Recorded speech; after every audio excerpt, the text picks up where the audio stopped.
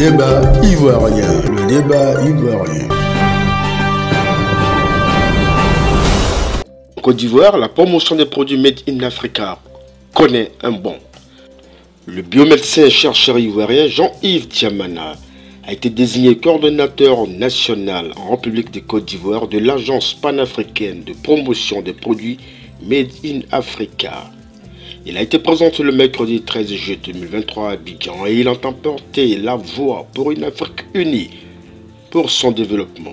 Pour l'événement, c'est le canal d'une conférence de presse qui a été choisi par l'ambassadeur itinérant Mohamed Sougey Way, dépêché par le président de l'institution panafricaine Laurent Balolebe Npo à l'effet de la présentation officielle de celui qui devra œuvrer à la réalisation de la pleine vision de cette structure panafricaine en Côte d'Ivoire, Dr Jean-Yves Diamana au micro de Le Débat Ivoirien pour plus de détails. Béni le Seigneur Jésus qui m'a mis à ce poste, qui me conduit depuis lors. Je m'appuie sur Dieu pour réaliser tout ce que je fais depuis près de 17 ans. Je suis chercheur et depuis 17 ans, nous nous sommes engagés à traiter les maladies dites incurables. Comme je le disais tantôt récemment à Week-end Santé, je me suis appuyé sur deux segments importants. Le premier, il est sociétal et socio-historique. Le second, il relève mon ministère. Le premier donc, c'est que l'histoire nous a enseigné que l'Afrique est le berceau de l'humanité. Vous êtes sans ignorer que lorsqu'on parle de berceau, cette métaphore nous renvoie à la première naissance, parce que tous ici, nous avions été dans des berceaux dès que nous sommes nés. Ça veut dire ici que l'Afrique est le premier continent à voir naître des hommes et sur Terre. Le second segment de ma perpétuelle quête du bien-être de l'humanité des Africains, c'est que je suis serviteur de Dieu. Et ce Dieu en lequel je crois à ramener Lazare vivant du tombeau. Donc je me dis que je ne saurais admettre la thèse des maladies classées incurables. La partie du premier segment selon lequel l'Afrique est le berceau de l'humanité, j'ai juste dit que si les premiers hommes sont nés en Afrique, que toute pathologie est un dysfonctionnement organique, c'est-à-dire l'organisme allait bien, il va mal tantôt, ou bien dans une position pérenne de ces maladies qui ont déclaré incurables, je me suis interrogé qu'est-ce que nos parents utilisaient en 1800, en 1600, en 1700, je veux dire avant le brassage né de la colonisation, qu'est-ce qu'on utilisait à Djibouti, à Tombouctou, je veux dire à Gao, à Ouagadougou, en Côte d'Ivoire, à Yamoussoukro, à Dimboko, au Cameroun, à Yaoundé, à Brazzaville, à Kinshasa, ces pays africains-là, ces parents, qu'est-ce qu'ils utilisaient lorsqu'ils souffraient d'un dysfonctionnement organique appelé maladie? À partir de cet élément, j'ai engagé des travaux de recherche en utilisant un élément, un facteur qu'on appelle la recherche ethnobotanique. J'ai rencontré un ensemble socio-culturel, donc je veux dire un segment, une partie réduite de l'humanité dans sa contrée, et l'interroger sur les éléments utilisés, ressortir l'élément utilisé et aller dans une zone différente de par son aspect socio-culturel, l'interroger aussi.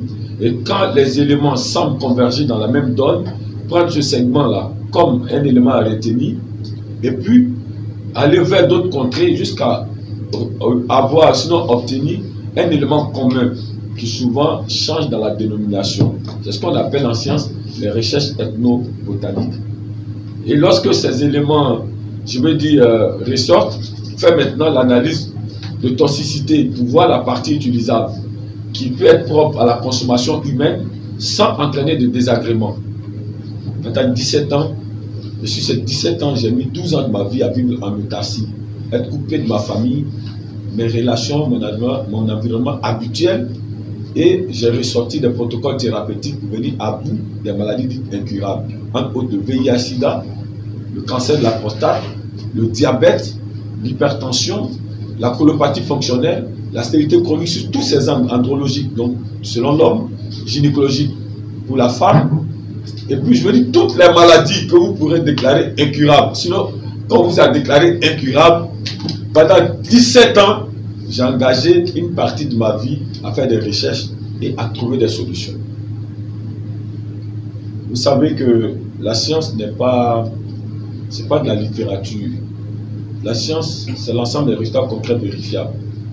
Et tantôt, le maître de cérémonie citait Goudé des Maïs Système. Et sans ignorer que le premier credo de la médecine, c'est la confidentialité, nous ne citerons que ceux qui en son temps ont été traités, qui ont été guéris, qui ont accepté de manière officielle de rendre leur témoignage. Et donc, Goudé des Maïs Système, qui est tombé en plein spectacle à Paris devant les autorités françaises, à Nantes, c'était un lapsus, à qui on prédisait 3 semaines pour mourir. Quand Salfo a pris contact avec l'entreprise que j'ai l'honneur de diriger, le groupe Diamona, il y a eu un balai d'appels téléphoniques ce jour. Et j'ai mesuré l'importance de ce groupe. Les autorités, certaines personnalités qui m'ont même dit que c'était un risque d'accepter que Goudé vienne ici. J'ai rassuré à Salfo. Et Goudé, qui était à 20 cas de tension, a été transporté, aéroporté ici en Côte d'Ivoire. Il avait une insuffisance chronique. Et on lui disait qu'il lui restait 3 semaines. J'ai pris ce tome et à 90 jours, la tension qui était à 24 a été stabilisée à 12. J'ai pris des plantes en Afrique, ici en Côte d'Ivoire. Ça n'a pas été importé. Ressorti que quand l'APA m'a dit qu'on doit promouvoir des produits made in Africa, ce n'est pas utopique. Parce qu'au moment où nous le disons, il y a des preuves irréfutables. D'où cette introduction pour rassurer ceux qui sont en train de suivre et pour croire à cette structure qui est l'APAMA. Goudé a été guéri ici en 90 jours de l'hypertension. Vous êtes intellectuels, vous êtes des sachants, vous êtes sans ignorer que la médecine déclare que l'hypertension est incurable avec un protocole thérapeutique à vie. Goudé a fait près d'1 an sans jouer avec le groupe Maïs Système et d'après le traitement qu'il a reçu au groupe Diamana, il s'est rendu utile pour commencer avec le groupe la tournée de l'Union européenne en son temps, portée sur la réconciliation en Côte d'Ivoire. C'était en prélude des élections. Et cet homme vit aujourd'hui, ça fait près de 4 ans. Il a rendu son témoignage sur la radio gouvernementale, Radio Côte d'Ivoire, et ça fait plus de 4 ans que la tension qui a été stabilisée à 12 n'est plus jamais montée. Donc ce projet pour lequel nous sommes à cette table de séance n'est pas une utopie. L'Afrique a des valeurs. Et des valeurs promotionnables. Aujourd'hui, c'est de créer des plateformes pour pouvoir mettre en valeur ces donnes existantes sur le territoire africain, non pas dans une approche d'autarcie, mais de complémentarité avec les autres continents pour le bien-être de l'humanité. Je suis très heureux d'avoir été choisi ici dans ce pays en qualité de coordonnateur de l'APAMA. Je pense que c'est après beaucoup d'investigations qu'ils ont porté le choix sur ma modeste personne. Permettez, monsieur l'ambassadeur, que je vous remercie au travers vous remercier le président Laurent qui m'a fait confiance, le bien-aimé Daniel, l'ensemble de ceux qui dirigent cette organisation panafricaine. Et je voudrais vous rassurer de mon engagement à contribuer au rayonnement de cette structure sur le périmètre qui me choisit, qui est la Côte d'Ivoire. Créer des connexions pour qu'il y ait un comité régional qui va travailler en synergie avec ceux du Burkina, du Mali, du Sénégal. Nous voyons l'Afrique comme un village. Depuis longtemps, je le disais, depuis que j'ai engagé mes recherches, moi je vois l'Afrique comme un village et ces pays comme un quartier, des quartiers existants qui en symbiose parfaite doivent travailler. Il faut aboutir demain, il faut impulser cela maintenant et que nos présidents, nos politiques enclenchent ce processus pour que nous arrivions aux États-Unis de l'Afrique. Parce que c'est ensemble que nous serons davantage forts. Et cette organisation panafricaine veut être, je vais dire, un acteur, un percusseur de cette donne-là, parce que nous allons briser les frontières. Et dans notre approche, dans notre travail, ici, nous allons organiser des foires, nous allons organiser des séminaires, des colloques, nous allons mettre en valeur, je veux dire, ces capacités africaines, capables d'apporter un plus à l'humanité. Accepter de travailler pour l'APAMA et être le coordinateur national, c'est poser un pas pour accomplir ce rêve que j'ai toujours eu. Une Afrique unie. Hein? Je suis dérangé. J'ai été invité à un colloque à Kinshasa. Et puis, en fait, au moment où je m'apprête à prendre le billet pour partir, on me dit que je dois prendre un visa. Cher ami journaliste, j'ai été un peu dérangé de savoir que partir d'Abidjan pour Kinshasa, il faut un visa. Ce sont souvent des obstacles au développement, il faut briser ça. Je voulais profiter de cette tribune pour dire on n'a pas besoin de ça. Il faut sortir des divisions qui sont nées des intérêts occidentaux qui nous ont balkanisés en créant des frontières. Moi, je vois plus grand, je vois une Afrique unie. Alors, l'APAMA vient pour mettre en scène les valeurs africaines. Et permettez aujourd'hui, c'est pour juste dire que la coordination nationale existe désormais officiellement, présidée par le biomédecin chercheur Dr Diamana que je suis. Avant d'arriver là, j'ai demandé pourquoi l'ambassadeur ici. J'ai exigé, parce que au vu de ce que je crois apporter à la Côte d'Ivoire, je ne pouvais accepter une nomination et me mettre devant la presse tout seul. Donc au moment où nous sommes ici, les autorités gouvernementales ont été saisies par des canaux diplomatiques. Donc des courriers, j'ai exigé cela, et ils ont été saisis par des canaux diplomatiques pour dire que cette organisation panafricaine, qui était depuis lors, qui veut travailler à l'avancée de l'Afrique, a choisi le citoyen ivoirien que je suis pour présider à la destinée de la coordination nationale. Et au-delà, j'ai exigé que l'ambassadeur soit là, afin que l'information soit officielle. Merci pour votre humilité, votre venue en Côte d'Ivoire. Alors, au sorti de là, nous allons écrire au ministère du Commerce, et le ministère qui est en charge des artisans de la Côte d'Ivoire, parce que c'est pour eux que nous sommes promis à cette tâche. Nous allons écrire à tous les artisans, tous ceux qui peuvent contribuer au développement de la Côte d'Ivoire, qui contribuent déjà au développement de la Côte d'Ivoire. Nous allons donc aller vers ces artisans du développement là, quelle que soit leur position, pour mettre en place une plateforme aussi grande, puissante.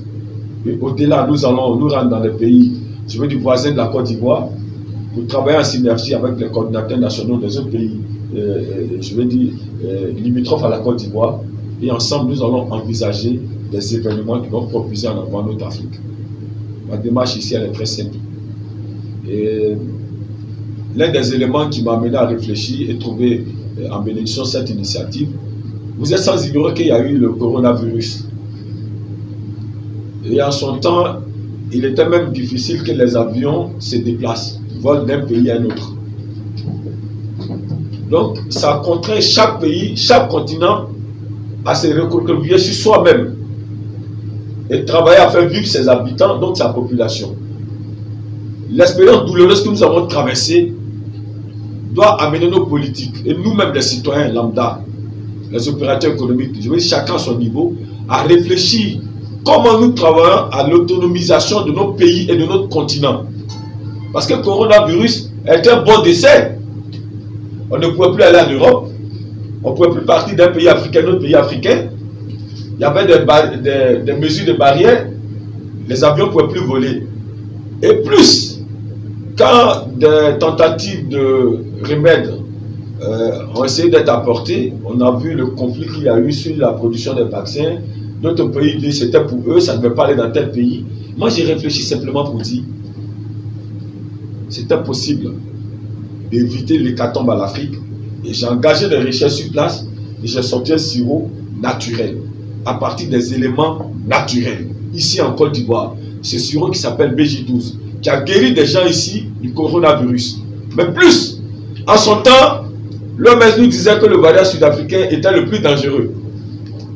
J'ai exporté ce sirop, j'ai été visiter nos frères sud-africains et j'ai contribué à arrêter ce variant dit le plus dangereux en Afrique du Sud. Et ici, vous êtes sans ignorer, chers amis journalistes, vous avez assisté à l'arrivée de la délégation sud-africaine ici en Côte d'Ivoire, à l'aéroport international Félix Houphouët-Boigny, pour témoigner de la contribution de la Côte d'Ivoire, de par le citoyen ivoirien que je suis, pour arrêter cette pandémie, pour dire que l'Afrique est capable. Et nous voulons représenter cette Afrique capable.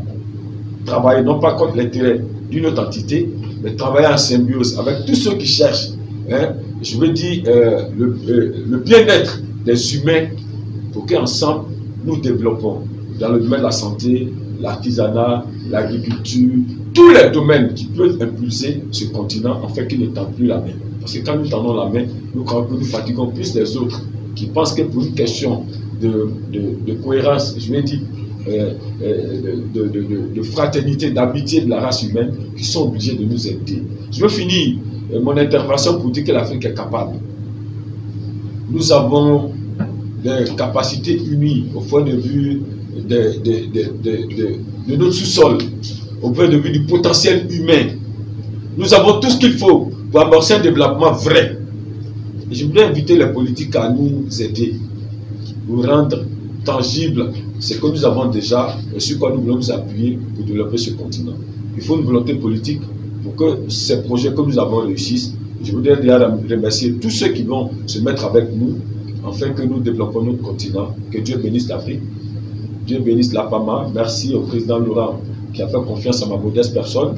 Et la prochaine fois, nous allons présenter le bureau de l'APAMA à la presse de Côte d'Ivoire après avoir rencontré, je vais dire, nos gouvernants à ce sujet et que nous travaillons, je vais dire, pour développer notre Afrique. Que Dieu nous bénisse. Merci, monsieur l'ambassadeur.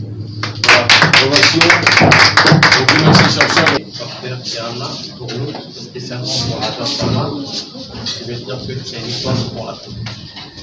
Et c'est aussi un panafricanisme de dernière décret qui s'engage, qui s'intéresse beaucoup au panafricanisme pour l'Afrique. Et le comité directeur de l'agence PAMA a eu l'honneur de rencontrer pour honorer d'être le coordonnateur de l'agence PAMA à vie. C'est une organisation pour la promotion des produits made in Africa. Ça veut dire quoi simplement? L'Afrique, en son sein des valeurs, nous avons compris que le slogan c'est quoi? Produisons ce que nous allons consommer et consommons ce que nous produisons. L'objectif à nous assigné ici, c'est produire ce que nous allons consommer et en retour consommer ce que nous allons produire. C'est évident, lorsqu'on parle de produire ce que nous allons consommer ce que nous allons produire, c'est d'éduquer la masse et dans cette masse-là, éduquer des leaders d'opinion qui sont ces artisans, ces porteurs de projets à penser le développement de l'Afrique et l'intérêt de l'Afrique. Et vous voyez que vous allez comprendre que dans le développement que nous allons avoir, ça va agir sur le prix pour que les consommateurs soient épanouis. Je suis un homme heureux et épanoui. Je l'ai toujours dit avant même qu'il est là pas mal, depuis 17 ans en arrière, que pour moi l'Afrique c'est un gros village. Il faut voir un développement harmonieux à partir je veux dire, de tous les pays. Aujourd'hui, c'est une confirmation de mon idéologie. Je vais travailler à cela. Je suis un homme épanoui. Nous allons faire un bureau que nous allons soumettre à l'ambassadeur, à l'ensemble de la presse et que nous allons travailler sur ça.